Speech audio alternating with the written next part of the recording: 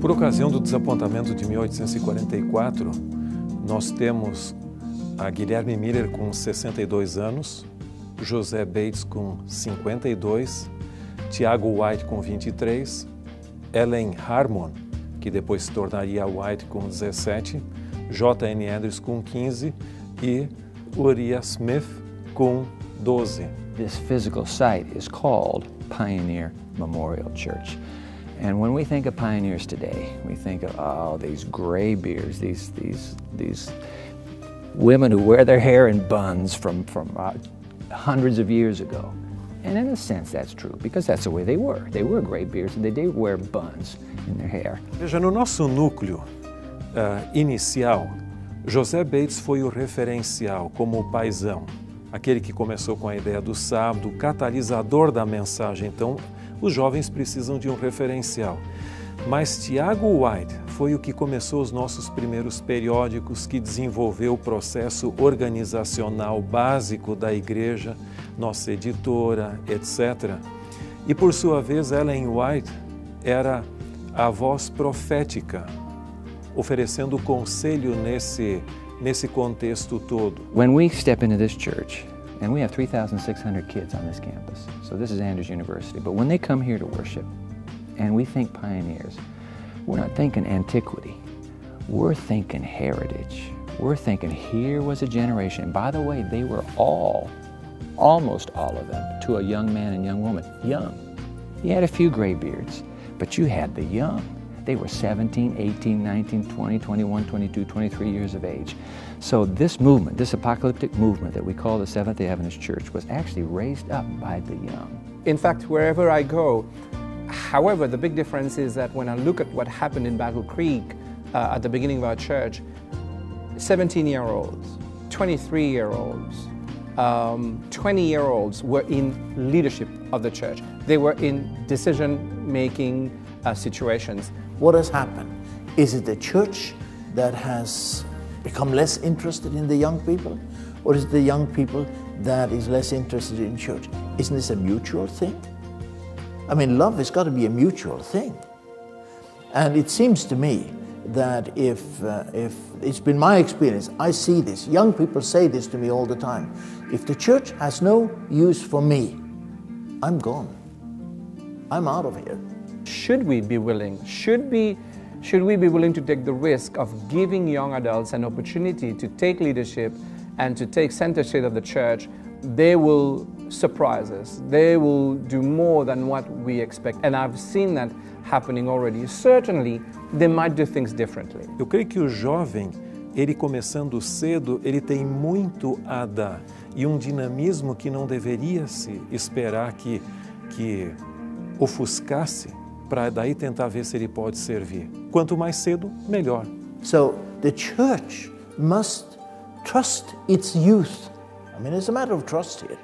It must trust its youth enough to allow them space and a meaningful role to be creatively engaged in the life of the church. If not, they will walk away. A experiência é muito importante para a gente evitar alguns erros. Mas, por outro lado, também, o excesso de experiência pode me deixar inibido e eu não quero arriscar mais. Então, esse entusiasmo que deve levar avante o trabalho junto com a cautela para não cometer erros desnecessários, eu acho que essa é a combinação ideal. E se nós conseguíssemos ter isso, a igreja teria um outro perfil.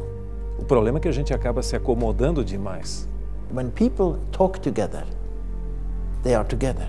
When people stop talking to each other, they walk away.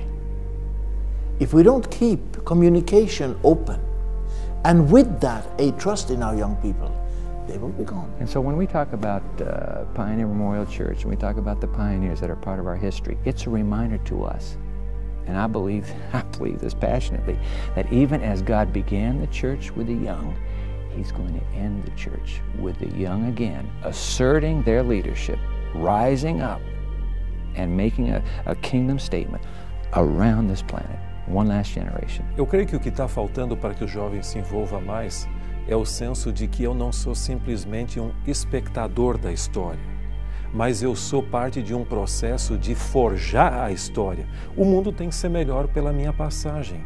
Então o jovem, se ele se conscientizar de que ele não é apenas um indivíduo para ler a história lá do passado, que quem sabe nem interesse tanto, mas que ele está agora com a tocha na mão dele e que ele é um forjador da história, como diz Hebreus capítulos 11 e 12, ali, tão grande nuvem de pessoas que estão torcendo pela nossa vitória também. Eu creio que isso dá um outro senso. Todo grande movimento de reforma, de reavivamento, foi marcado por um retorno à Escritura. Desde a reforma de Lutero até 1844, tudo que aconteceu, as pessoas voltaram para um relacionamento íntimo com a Escritura. O problema é que hoje em dia nós jovens nós temos a tendência e a tentação de deixar com que a Escritura seja objetivizada. E a gente acaba pensando, e qualquer pensamento que a gente dedica para a Escritura é um pensamento sobre a Escritura. A Bíblia se tornou um livro de respostas, um livro de informação, e nós deixamos de pensar com a Escritura, nós passamos a pensar simplesmente sobre a Escritura.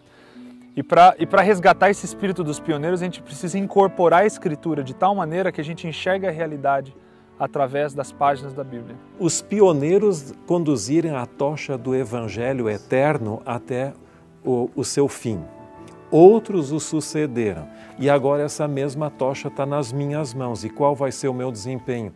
Então o jovem tem que se conscientizar de que ele não é meramente um expectante, que lá na Nova Inglaterra, lá no estado de Nova York, pessoas foram usadas por Deus. Isso foi um bonito começo, mas hoje Deus quer me usar e quer ver o meu desempenho. Agora, aqueles pioneiros de 1844, 1863, quando a igreja foi inaugurada, e todos os outros, eles passaram a não simplesmente pensar como essa é uma verdade linda e maravilhosa, objetivamente falando, simplesmente. Mas eles incorporaram aquela verdade de tal maneira que eles enxergavam toda a realidade de uma maneira diferente. É óbvio que eles iam dedicar toda a vida deles para essa realidade. Porque na mente deles, Cristo iria voltar e isso fazia toda a diferença. Porque se eu sei que Jesus vai voltar em meus dias, eu vou me concentrar completamente nessa missão. A gente até acredita que Jesus vai voltar em nossos dias, mas o nosso estilo de vida, o nosso desempenho parece que não endossa essa crença que eu tenho. O futebol, o trabalho, a TV, o filme nunca vão ser o primeiro objeto de tópico de conversa, mas vai ser a realidade do que Cristo está fazendo do mundo através da igreja, através dos seus representantes, vai ser o tópico central. Então acho que esse retorno de fazer com que a Bíblia tome posse da nossa visão, da nossa cosmovisão, fazendo com que a gente enxergue não somente nós mesmos de uma maneira diferente, mas a igreja de maneira diferente, Deus de uma maneira diferente, o nosso próximo de uma maneira diferente. E eu acredito que isso pode fazer grandes coisas. Pode parecer até simples, mas a mudança de pensar sobre a Escritura para passar a pensar com a Escritura, eu acho que é o elemento mais marcante de qualquer reforma, de qualquer início de reavivamento.